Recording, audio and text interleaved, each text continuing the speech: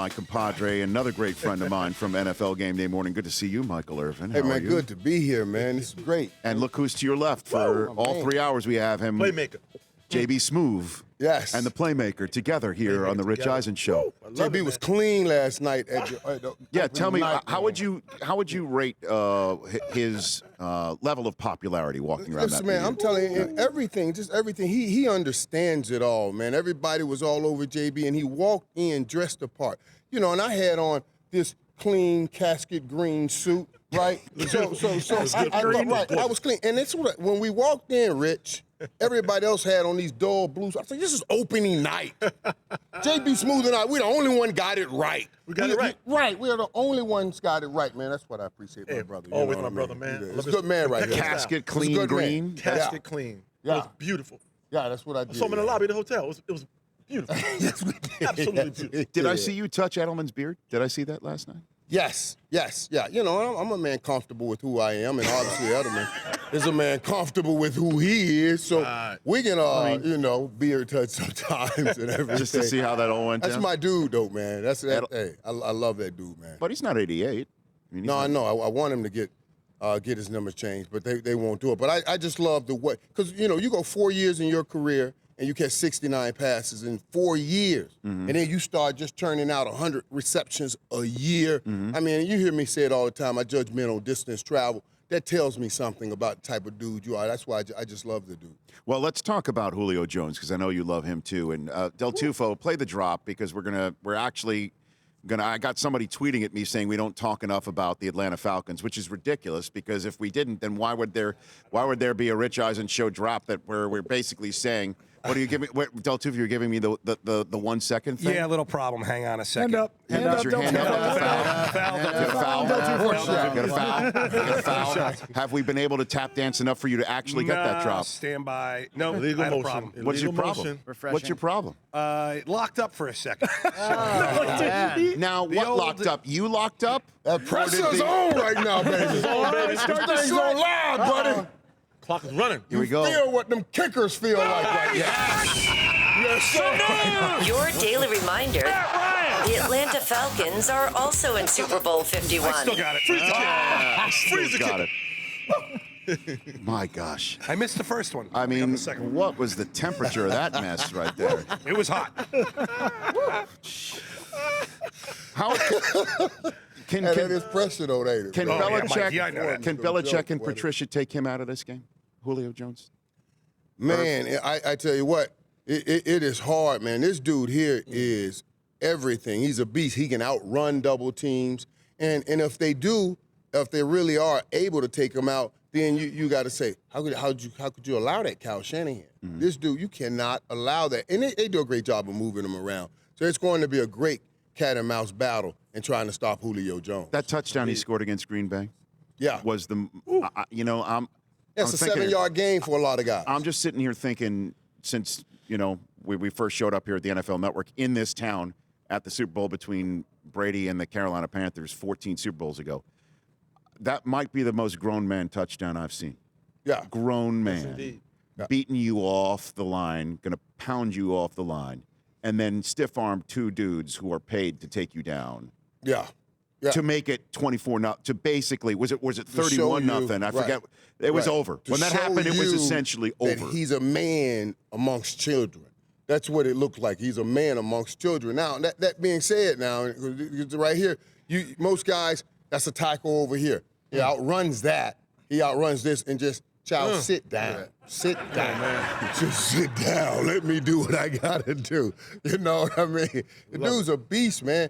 And I'm gonna tell you something too, Rich, that we don't talk about, and I'll give it out because we give bad boys a lot of credit. Bad boys, we talk about the bad boys, but the reality is, the container is beautiful when you look at Julio Jones. If you laid down and went to sleep and dreamed of what you want a wide receiver to look like, the container is Julio Jones, but so is the content is great in Julio Jones. So he's the good guy that made it here in the Super Bowl, and it's his moment. I'm happy for him. So what do you think happened Sunday, Irv? Lay it on me here. Man, I just, shoot. I think, first of all, Atlanta's going to be shocked at the hyperventilating and how big the moment is. I don't care who you are. I don't care who you are. There are just certain things in life that you have to go through, and the first time it hits you a certain way. I thought, oh, man, it's just another game. I must play just another game. I play everywhere. But you hit that field, and your body goes through something. You hyperventilate. They have to make sure that they don't lose the game in the first 5 minutes of the game while they're trying to catch their breath. But if they catch their breath, this could be a great game. It could be a great game. Do you know today's the 24-year anniversary of your first Super Bowl when you caught those 2 touchdown passes 18 seconds apart? Are you aware of that? It's 24 years ago today. Oh, no, you're saying today is the 24-year anniversary of a record of mine in a Super Bowl that will probably never, ever be broken? That's another way to put it. Yeah. Oh, okay, I didn't know that. Yeah. Oh, well, happy anniversary, then. Playmaker, baby.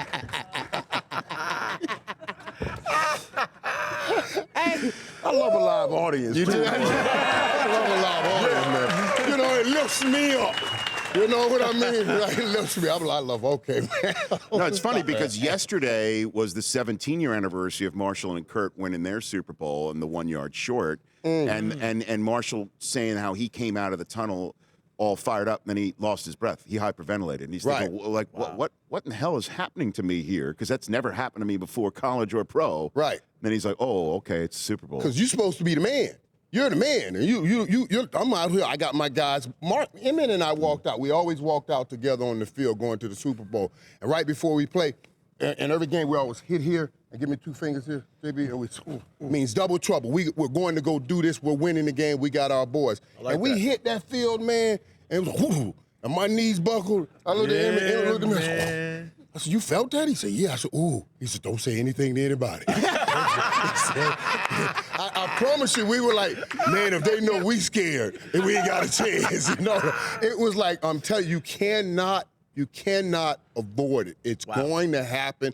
I don't care if you're God himself. When you hit the Super Bowl, this is what's going to happen to you. You got to handle that and deal with it and be ready not to let this team get on top of you. Do you ever have that, JB, for a performance or shooting curb or anything like that sort of thing? Nothing as far as TV, things that are slower, but things where you got to jump on it immediately. Like you said, you got to come first 5 minutes of the game. You got to be ready to go. Yeah, you got to go. If I come on stage in Madison Square Garden or somewhere huge, a big event, and I feel like, oh man, all eyes on me, I got to go. I got to like shake it off and say, you know what, but the first 5 minutes of that game on stage, it's a wrap, baby. I'm ready to go. Yeah, it's a wrap. I'm good. I got to get that little butterfly out of my stomach, But that's what happened, I think, last year with Carolina. I felt like they came in the game and they were just the magnitude of everything got to them too fast, and they couldn't catch up. They couldn't get their feet. They couldn't do anything, man. And I mean, Denver was a good team, but y'all can play better than that. Give us a game, at least to halftime. Don't be out of the game before halftime. Yep. And when you start like that, sometimes it's hard to get back on. You spend the whole while trying to catch back up. It's a hard go. So it's great. Irv, do you remember who was the halftime act 24 years ago for that Super Bowl? Man, listen, Jimmy Johnson was trying to talk about game plan and everything, and we're sitting right here, and come on, coach. And then half of us sneaking out the back, going to watch Michael Jackson. Michael Jackson. I was like, what? I was like, man, you snuck out of a halftime adjustment? Absolutely. I thought about it, a couple weeks ago when we were talking about Antonio Brown. Violating the sanctity of a locker room while the coach was talking. And it's, because then they said, Michael, did you ever do that? Was sneaking out of the locker room to watch the halftime show count? You know what I'm saying? That's what I thought about because I wanted to go see Michael Jackson, man. That was the moment. I remember that game, man. Yeah, that's when Mike came out the ground. And he stood there for 15 minutes. Right. He just stood there like this for 15 minutes. Man, no one else can do that. Nobody can do that except Michael Jackson. Can come out the ground and just and stand there for 15 minutes. And the next day the critics said, the greatest halftime show ever. The greatest halftime show. Everybody can't stand there for 15 minutes. Mike got away with that one. Nobody else can do that. No one can come out the ground and stand there that long without saying a word. Oh, that was great, man. I just love that you were one of them that snuck out. Of course you snuck out to see it. Oh, yeah, you got to do it, man. You have to do it. Michael Irvin and JB Smoove here on the Rich Eisen Show. Okay, so, Michael, this trophy that's sitting right next to you, the Vince Lombardi trophy that you have hoisted 3 times. You have mentioned on NFL Game Day morning that you would like to rename it the Belichick trophy. Belichick, yeah. Okay. Chris Brockman, who you know, spent a minute on NFL Game Day morning. He was Marshall's segment producer for a season. Yeah. Brockman, tell him the question you want to ask Bill Belichick this week. Okay, Irv, I'm going to go up to Bill, and I'm going to say, Coach Belichick. Allegedly. Go ahead. Chris Brockman, Rich Eisen show.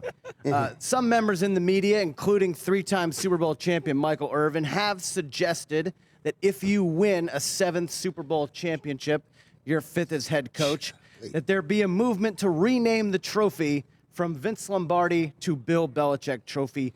What do you have to say about this movement, and would you be behind it? Do you endorse this? Hey. Do you endorse this? Listen, I don't mind him going up to Bill Belichick and saying, I don't have a problem with that at all. You know, that's a good spot for me. Raise me up. I don't know what Bill going to do with him.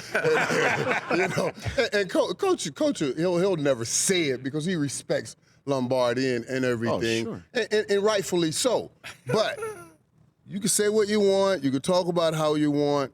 You know, Belichick and what he's doing in this ever-evolving and changing system and still doing what he's doing, competing for championships after championships, is off the charts incredible. Might be something to the likes, all of us, in all sports, we just have never seen. I just don't know if we realize that. Well, maybe we should send his new BFF up here.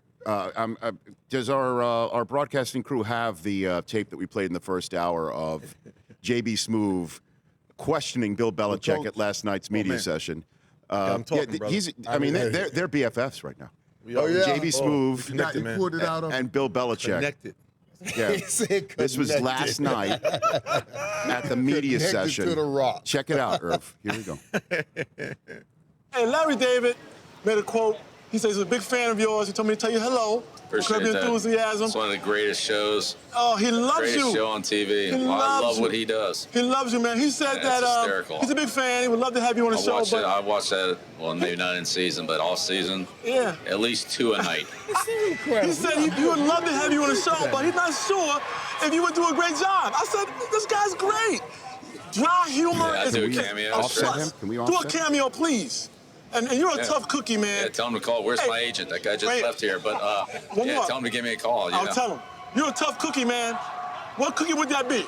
A ginger snap, a fig Newton, a vanilla wafer, a chocolate chip cookie? Chocolate Give me a chip. cookie. Yeah, chocolate chip all day. I figured that all day. See? Come on. Hey, that was great, man. Hey, man, let me tell you something. Great. That man has never said that many words in his life.